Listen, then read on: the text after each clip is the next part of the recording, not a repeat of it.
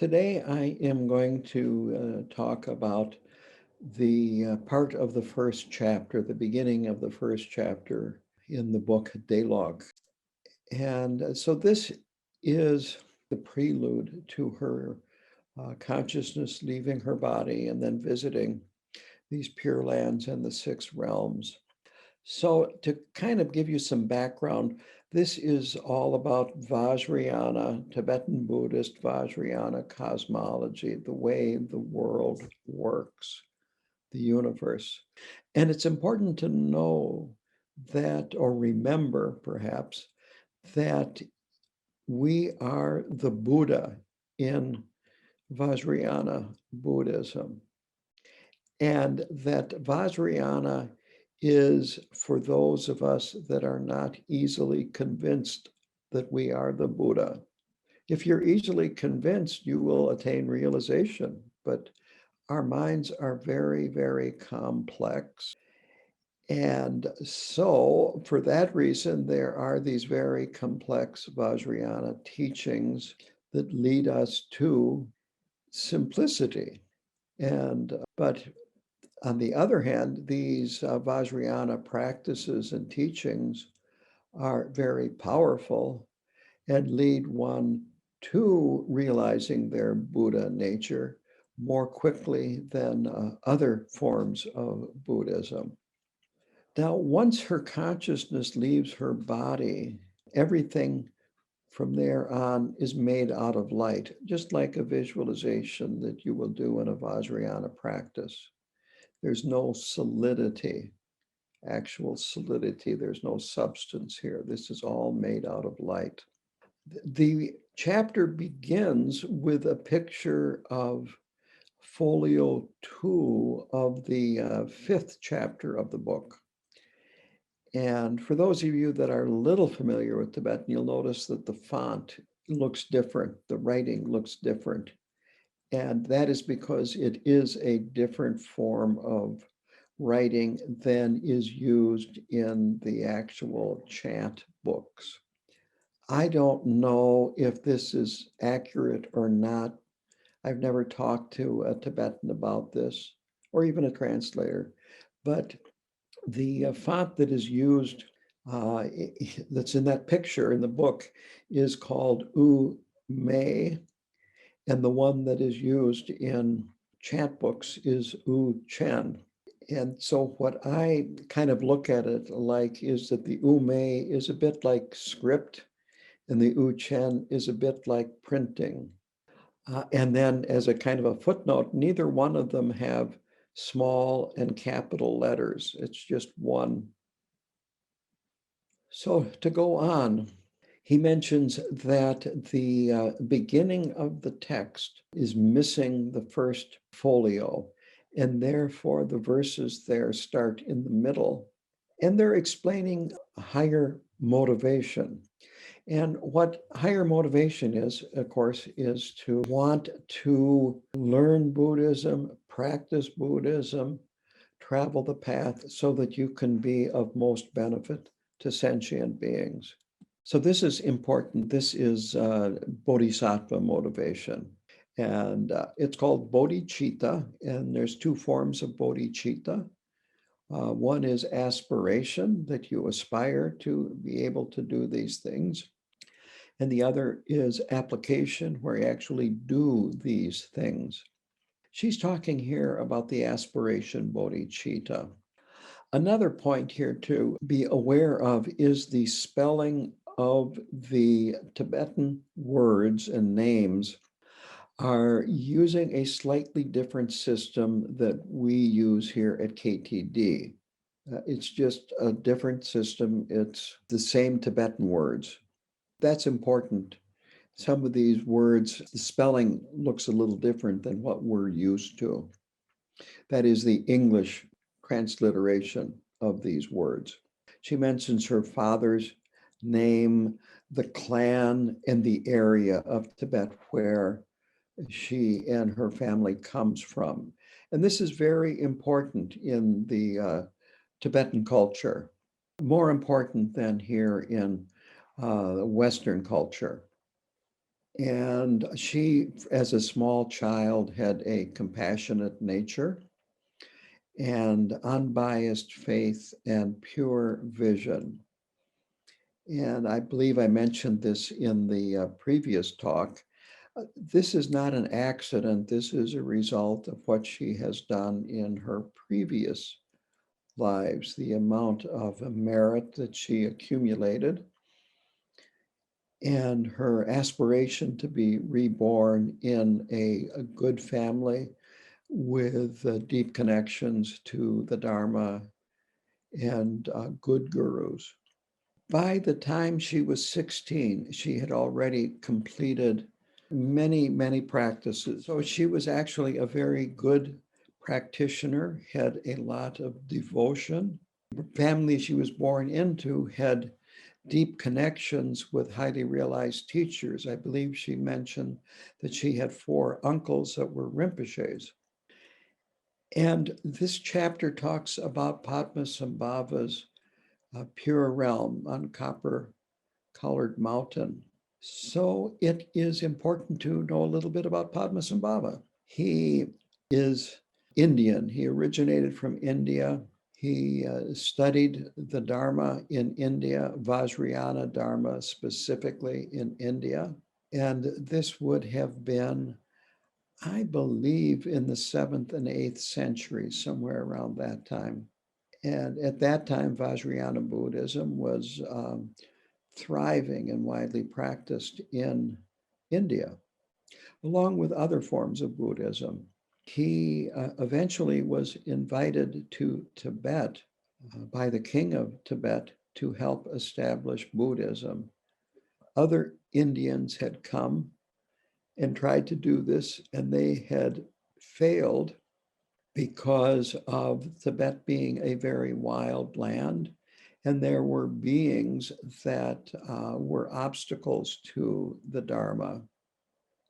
And so Padmasambhava came and he tamed, you could say, or conquered these beings, if you want to call them demons, or you can call them whatever you like, but beings from the God realm, I think even the hungry ghost realm, that thought that Dharma was their enemy.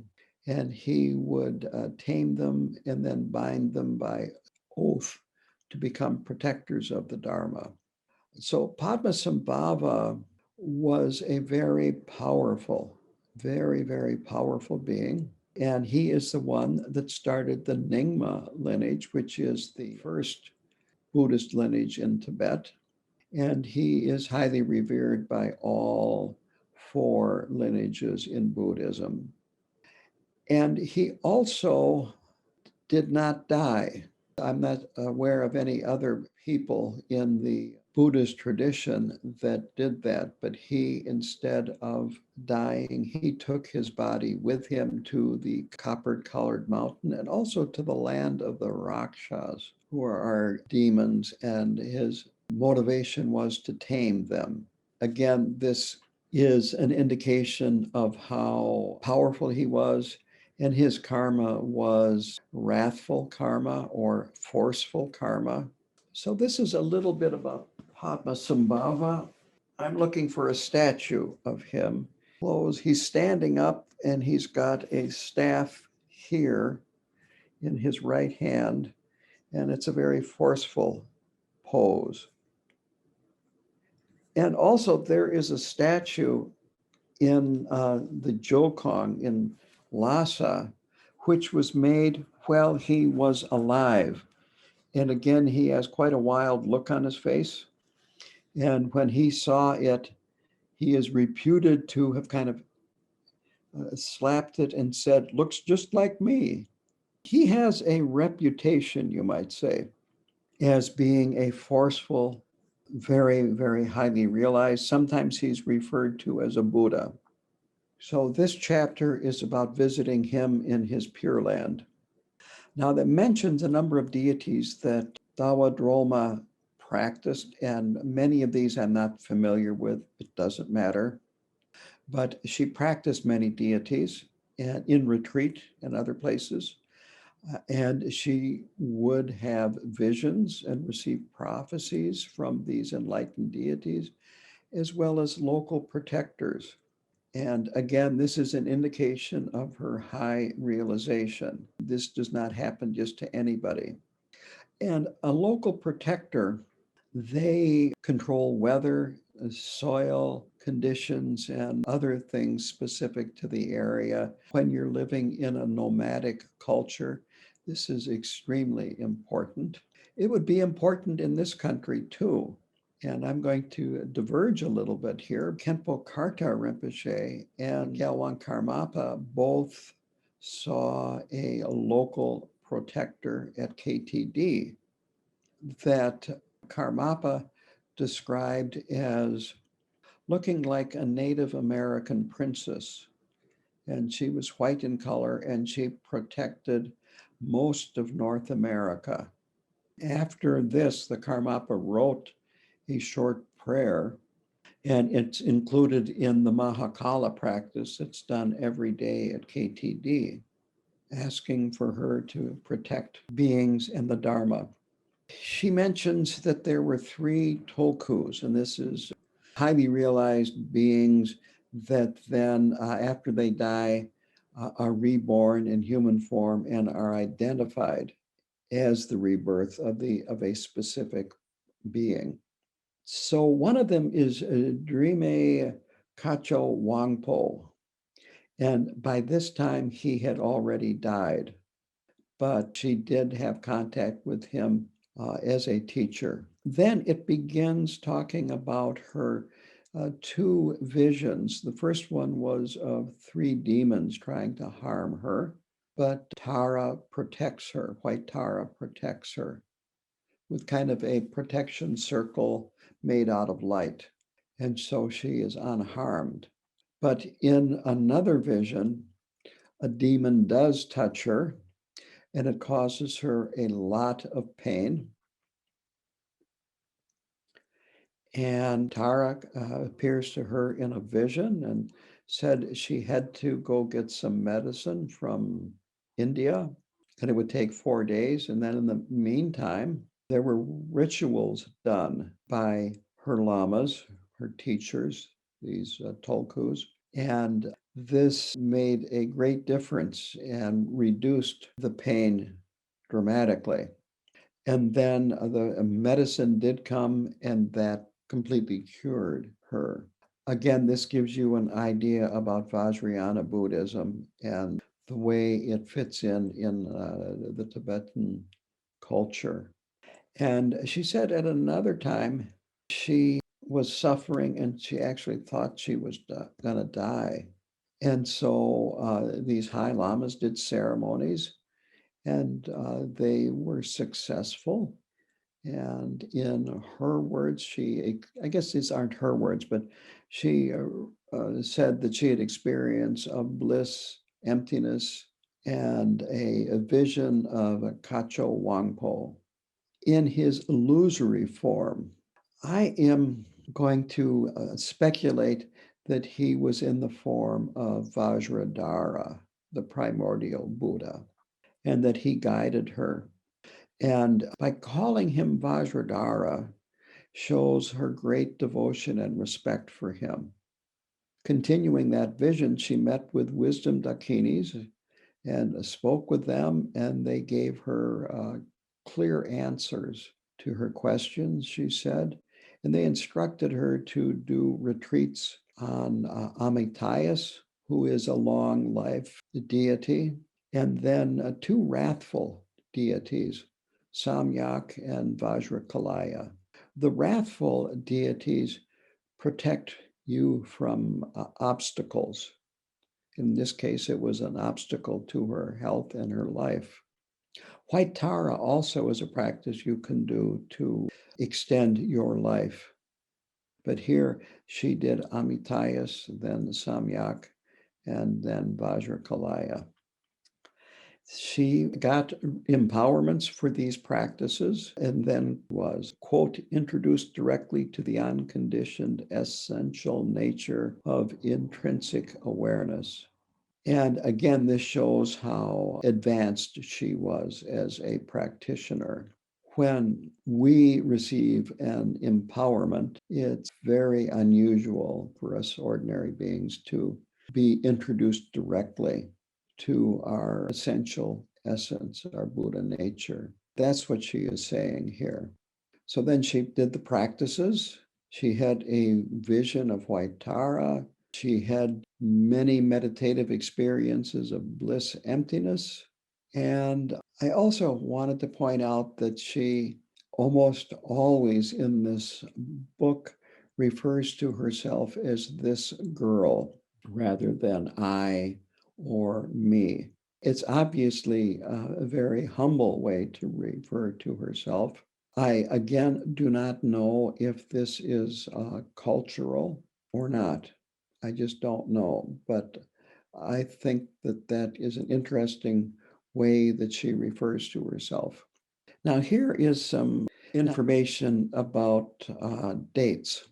So when she has this vision of White Tara, and White Tara instructs her to prepare for this journey into the pure realms and the six realms and her consciousness leaving her body.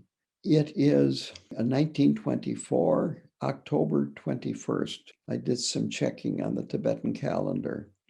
Also, I think this is just maybe, again, a little trivia, but on the internet, most calendars used mouse instead of rat, wood mouse rather than wood rat. Maybe a closer translation would be wood rodent. But anyway, mouse seems a little nicer than a rat. Then 2 days later is when she actually starts her journey. And that day is a Dakini day, which is a very important day of practice in the Tibetan calendar. The Tibetan calendar is a lunar calendar, by the way. And Easter is on a lunar calendar. So just like Easter moves around from year to year, these days move around from year to year. So after having this vision of Tara, who gives her very specific instructions on what to do to prepare for this, she sees Chogyal Rinpoche and has a long interview or conversation with him, going over some of her early experiences, visionary and meditative. She says that he is joyful and pleased with what she tells him. And then he tells him of her vision of White Tara and her instructions, and that she would be in a coma or a state that would be very death-like for 6 to 7 days. And he strongly advises that she does not do this. This is, by the way, again, an indication of how fortunate she was to be reborn in this family, that she had that easy access to these high lamas. So then she goes to Trogme Trungpa, who is not Chogyam Trungpa, not related to him. It's just a name that they share in common, but two different beings. And I think I pronounced the first name incorrectly. It's Tromge, Tromge. He tells her the same, don't do it, it's too dangerous for you, and is advised to do certain practices to remove the remainder of her sickness. On the other hand, she is courageous and doesn't follow their advice. As I said, 2 days later is a Dakini day, which is also an auspicious day. So she participates in practice that day, and there is a puja with a sok in it. And she attends this.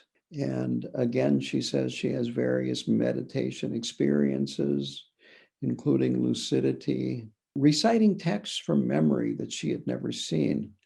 And again, this is an indication that she had contact with these texts in previous lives. This is you might say, common experience for these tulkus to be able to recite texts that they had never seen in this lifetime. And a sok, by the way, some of you have participated in a sok. It's a feast. That's another word for feast. Gana chakra is the Sanskrit name. And what it is it's a ritual where there's a lot of chanting. And then there are various types of food that are put out in the shrine room, close to the shrine, blessed, and then at some point they are passed out to the participants. And the word feast might be a little misleading because it's not intended to be eating huge amounts of food. It's more symbolic.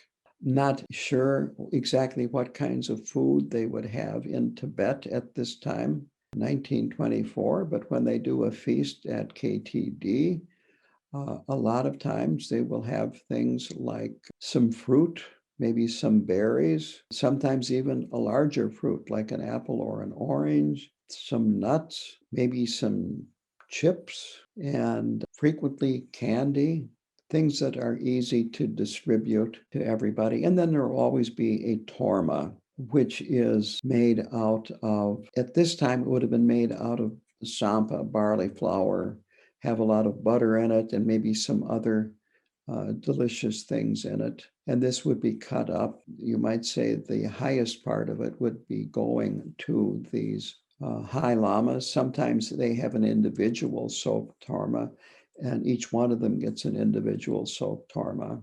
And the rest of it is cut up into pieces, and everybody gets some of it. So this is a little bit about a Vajrayana soak. So she participates in this. Then her, quote, precious lama, and I'm fairly certain that's Chogtrul Rinpoche. He couldn't talk her out of it, visiting these pure and impure realms, but he gave her advice, and I'm just going to quote that. Never forget them. Don't get caught up, as you have in the past, in the path of impure, rampant delusion. Settle without contrivance into the genuine nature of your mind, just as it is and of itself. As much as you can, generate faith in and pure view of your lamas, chosen deities, as well as love and compassion for all beings who have been your fathers and mothers. So this is very clear and very good advice. It's also difficult to follow, to let go of rampant delusions, and then settle without contrivance into the genuine nature of your mind.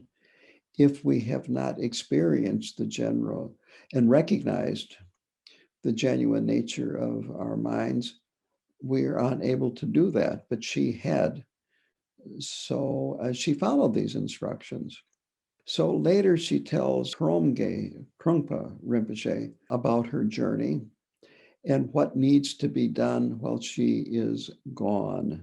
And this included prayers that Rinpoche would recite and what others should do, how to seal the room. And then after 5 days to bring her family and kin in to see her body. So it was very specific instructions that she gave. And they follow her instructions. She goes to the room, and then she follows these instructions that I just read to you, that I just quoted. That's on page 6, by the way, at least on my edition of the book. And she said that she experienced bliss, clarity, and non-conceptual awareness, but did not indulge in them. These are 3 signs that show that your meditation is progressing, but they can be real obstacles. So in the footnote, this is what it says, that fixating on bliss causes rebirth as a god in the desire realm. And focusing on and fixating on clarity leads to rebirth as a god in the form realm. And fixating and attaching to non-conceptual awareness leads to rebirth in the formless God realm. And all of these are in samsara. And we touched on these a little bit in the last book, Ground, Path, and Fruition. So you have to, when these arise, just let go of them and not fixate on them and not try to recreate them, prolong them, or whatever. Let them come and go. They will come and they will go. Now, another experience that she talks about is Kunzhi, Kunzhi. And in the footnotes, it is described as a pre-conscious level devoid of even subtle conceptual thoughts. That's on page 144 of the book. And it's just the mere absence of discursive thoughts. It is not really a level of realization. And if you get stuck there, there is absolutely no progress at all. If you'll notice, it says pre-conscious. From my understanding, I would say this would be kind of spacing out and a lack of awareness. You're not having thoughts, but there's just no awareness. So it's a dead end. And she says here on page 8, quote, I was fully aware of the fundamental condition of my mind in all its ordinariness. Ordinary mind is mind that is unaltered. It is bare awareness. It is the essence. It can be a little confusing, that term ordinary mind, because we have ordinary sentient beings and then highly realized beings. This is a different use of the word ordinary. And so I thought I would go over a short list here, talking a little bit about ordinary mind and obstacles to it, besides the above ones that are mentioned here. The first one is that the nature of mind is just too close to be recognized. It's like we can't see our own face. It's so close that it's difficult for us to see it. The second is that it's too profound for us to fathom. We really have no idea how deep this ordinary mind is. If we did, we would have already, you might say, at least had glimpses of it and realized a little bit about it, if not completely realized it. Another is that it's too easy to believe, that we want something more complex, more difficult. And whereas all we have to do is follow these instructions that I just read, and there it is. But we look for something more difficult and complicated. And again, as I brought up at the beginning of this talk, that's why there is Vajrayana, because our minds are so complicated. So we get a very complicated, detailed path, and gradually the complexity diminishes, and eventually we realize simplicity and this ordinary mind. The fourth is that it's too wonderful for us to accommodate, that we are coming from a point of thinking within the box. And this is just totally not only outside the box, but it is incredibly vast. Analogy is space. And the modern scientific view of space fits very well with the way the Buddhists talk about the immensity and vastness of mind, that it has no limits. So we just can't believe that it is beyond limitations of any kind at all. So these are fundamental obstacles to us realizing ordinary mind. So now at sunrise the next day, White Tara appears to her, and she is totally made out of light, just like we visualize her. And she's surrounded by light and a rainbow path that leads to Padmasambhava's Pure Land, the copper-colored mountain of glory. And this is located on, it's called a subcontinent of Chamara, Chamara. Chamara is what is called a subcontinent. And in Tibetan Buddhist cosmology, there are 4 continents, and each continent has 2 subcontinents. And the Jambudvipa is the continent, and these 4 continents are in the 4 directions. Chamara is in the south, and this is the continent that humans live on. So Chamara is close to Jambudvipa in this Buddhist cosmology. And this all has to do with the mandala and the mandala offering. And I will go into that a little bit later, but she mentions that if you have done Nundro and you get to the mandala offering, there is a mandala practice there. Also, when we do Nyungne, there is a mandala offering in the Nyungne practice, and these continents are in that mandala offering.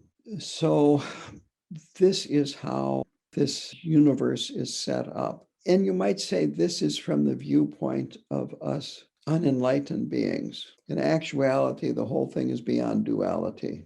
But I'm not going to go there. This is coming from the ultimate point. But this is how this is set up for us ordinary sentient beings. So 4 Dakinis meet her and carry her on a gurney, I believe. And while they are doing that, everybody chants the 7-line supplication to Guru Rinpoche, recites Mani Padme Hung, and then the Guru Padmasambhava mantra. And at that time, she says, her mind became vast like unborn space, beyond good and bad, and totally unimpeded.